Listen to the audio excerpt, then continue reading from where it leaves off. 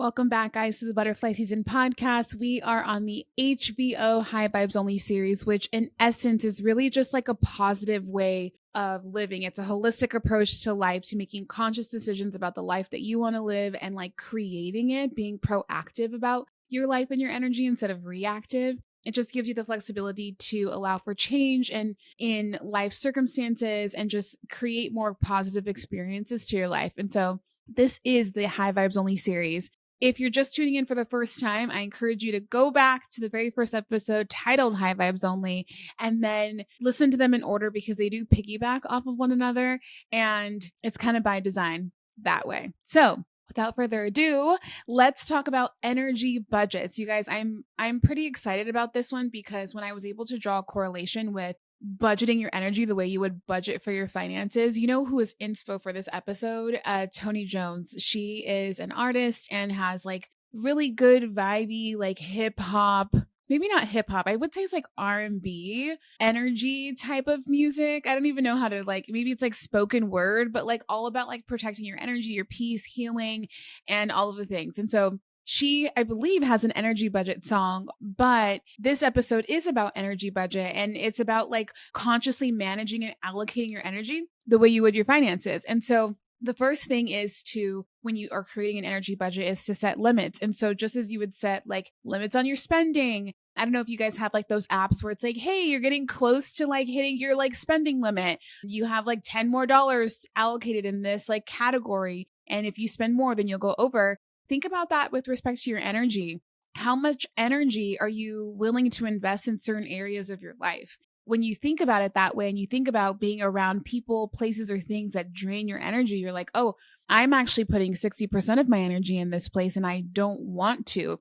Things start to open up when you are able to like put on paper the areas of your life because you're able to pull back and look bird's eye view and see, wow, I'm spending more time than I would want, or I'm not feeling good like I used to in this space. And so that might mean placing boundaries on relationships or stressors or time consuming commitments that deplete your energy. I had a few of those, honestly. I was in like pockets of like mini mastermind groups that like friends of ours put together to be accountable for each other. And I just felt like I love them to death. It just wasn't aligned for me anymore because it felt like I was putting more than I was getting back in these types of groups. So I just had to stop.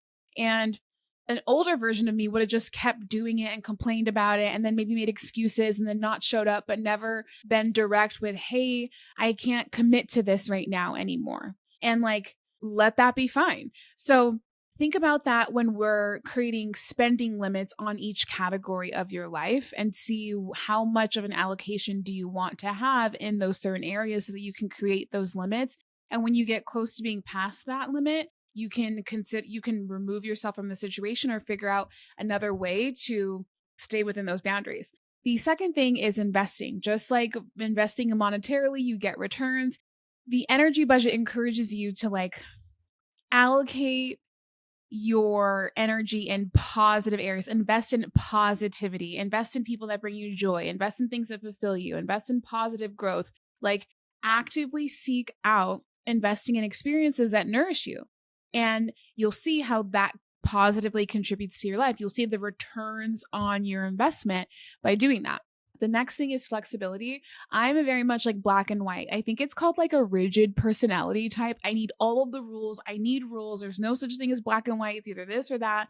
And like when you live that way, there isn't room for the gray and the unknown. And so much beautiful stuff happens in the unknown when you just allow life to like show up for you, when you allow God to like work for you. And so that's why flexibility for your energy budget is important. Just like in financial budgets, you might need like adjustments over time. Like think about, if you're family planning, you're probably going to have to allocate money towards like having a child, right? Like in your budget, that's something that needs to be flexible. But think about that with life. Like life is dynamic and your energy budget should be too. Like regularly reviewing where you are in your life circumstance and then seeing what needs to be modified, changed, or removed can ensure that like your energy budget remains in line with your evolving goals and your priorities. And it's just like holistically still empowering that high vibes only mentality. And the last one is optimization.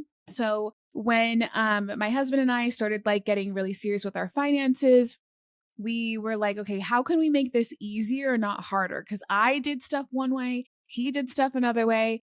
And I'm like, you know what? One thing it would be just to put stuff on auto pay, like all of the bills just be on auto pay. So we're not like, hey, did you pay did you pay did you do? Like all of it will just be on auto pay. We literally won't even have to worry about it.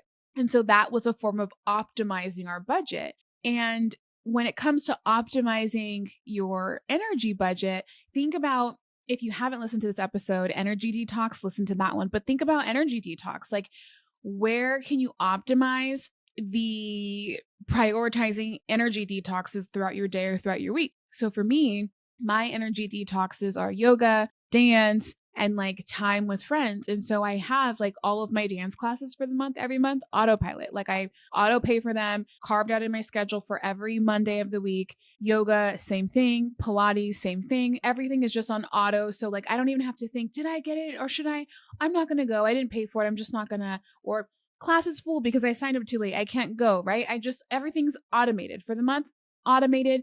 And I just show up. It takes the guesswork, the brain work, the thinking out of it, and allows me to optimize my energy budget so that it's working for me. So think about these things as you are going throughout your day, throughout your week, throughout your month, throughout like your high vibes only journey.